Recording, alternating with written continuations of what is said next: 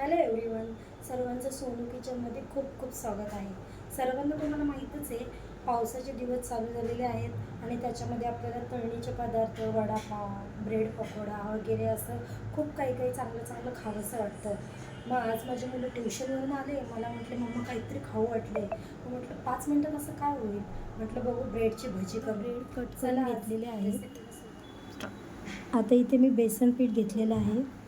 त्यामध्ये मी 1 चमचा जिरे टाकणार आहे, लाल तिखट, थोडी हळद, चवीनुसार मीठ, 2 हिरवी मिरची आणि कोथिंबीर.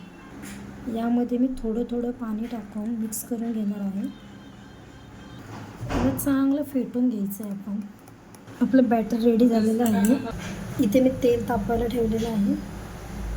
हे ब्रेड यामध्ये डिप करायचे. त्यानंतर यामध्ये आपण टाकणार आहोत.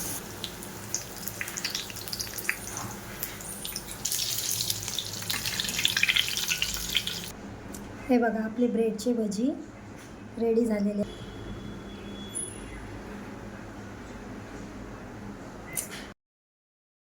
बघा मंडळी, आपले ब्रेडचे भजी रेडी झालेले आहे. आता आपण बघू, टेस्ट करू.